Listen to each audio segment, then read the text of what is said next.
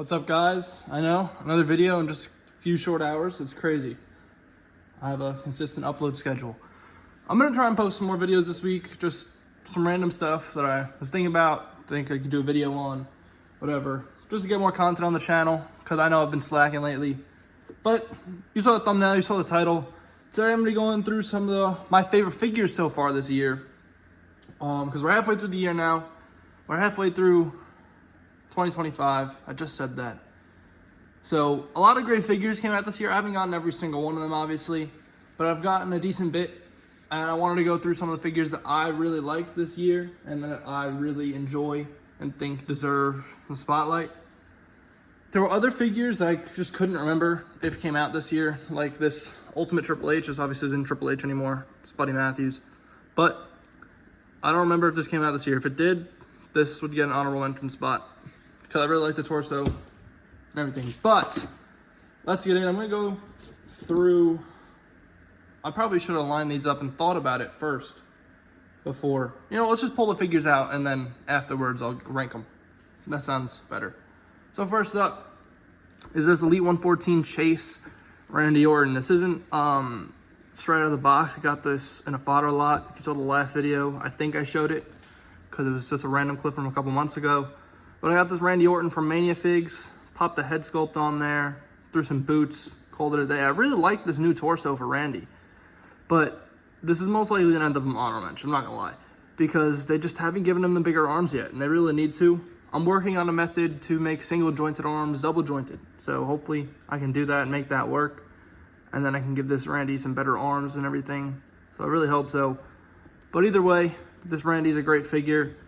If you have the chance to own this, I recommend you do, especially the Chase. The standard's pretty boring, but there's Randy. Next up, another Elite 114. This also may not have even been this year. If not, then I need to shut up. But I believe it is. So I'm gonna put this Chase Jey Uso on the list. It's a really nice figure. This isn't out of the box. This is a custom shirt. I don't know where I got this bandana from, but aside from that, the figure itself is out of the box. He's a little tight on the knees. I also haven't really feted or moved him around really that much. He's been sitting on display. But I really like this figure. I really like the new leg mold. The head sculpts were really nice, especially with the interchangeable hair aspect to give him the messy hair if you wanted to. It's a great figure, and I do recommend that if you have the chance to buy the 114 standard or Chase, you do. Honestly, you can probably skip the Chase if you get the Ultimate, but the standard edition is really nice, especially for like promo gears. You want to pop those legs onto anybody else, you can. So speaking of what did I drop? I just dropped something. What was that? Oh. Anyway, here is the standard. Didn't want to put them with Jimmy. Well, they're both Jimmy, dumbass.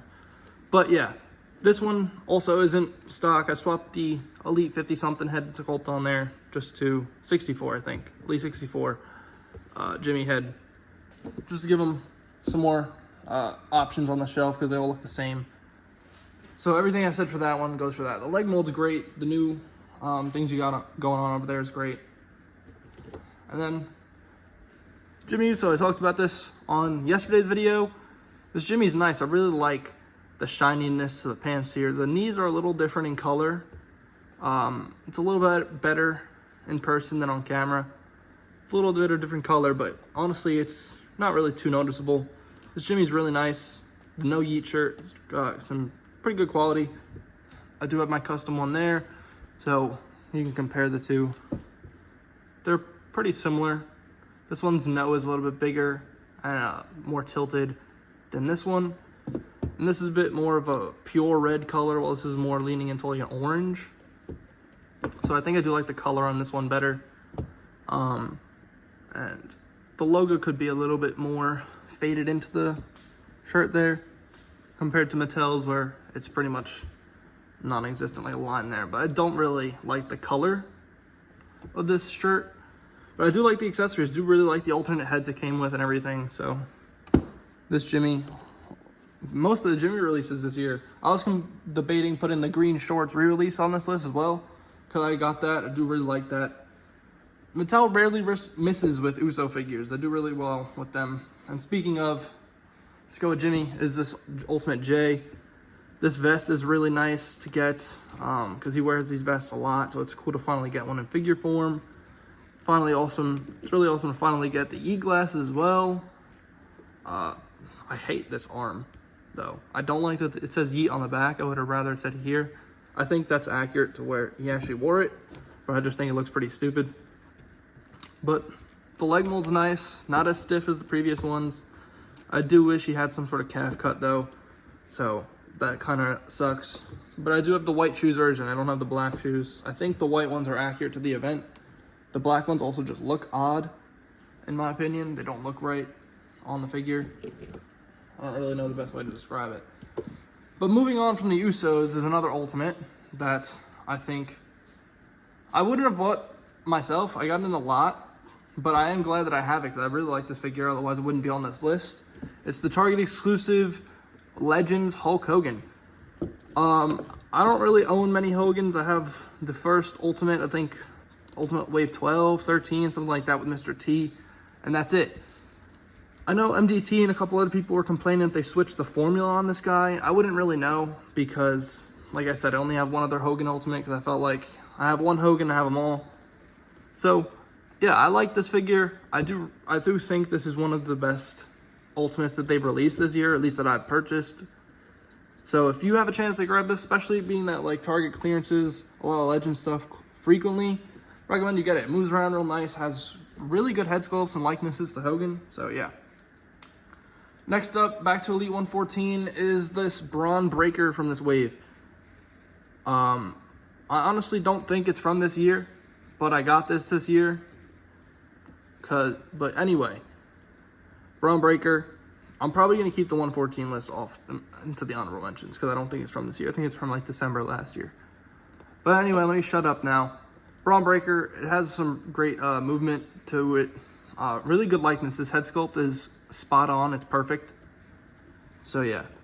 I do like the new boots. I know a lot of people don't, but I used to collect Marvel Legends, so I love articulation like that. Yeah. I think it's clicking to me that it's not from this year because I think I put Ilya Dragunov on my top 10 from last year. So, Bron and Jimmy don't even belong on this list, so. Off!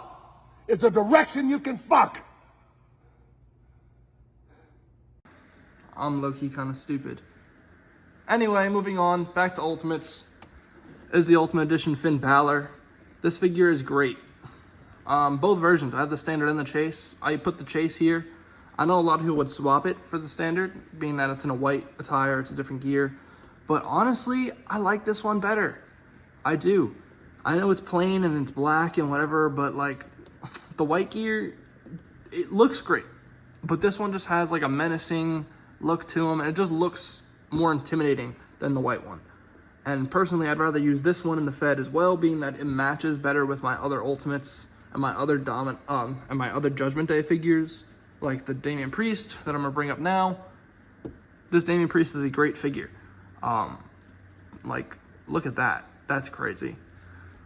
He's got great butterfly joints, great accessories. He's really smooth. He's not tight anywhere. I feel like I can do whatever I want with this figure and not have to worry about like limitations or anything. They always knock it out of the park with Damian Priest figures. They really do. All his elites, now this Ultimate. Some great accessories came with him. This jacket, his Money in the Bank briefcase, the head sculpts, everything came with him. It's a great addition to the collection. And he matches that Ultimate Finn like really nicely compared to the white one, which doesn't because obviously it's a white gear. So let's move back into elites. This one is from this year because the Randy was.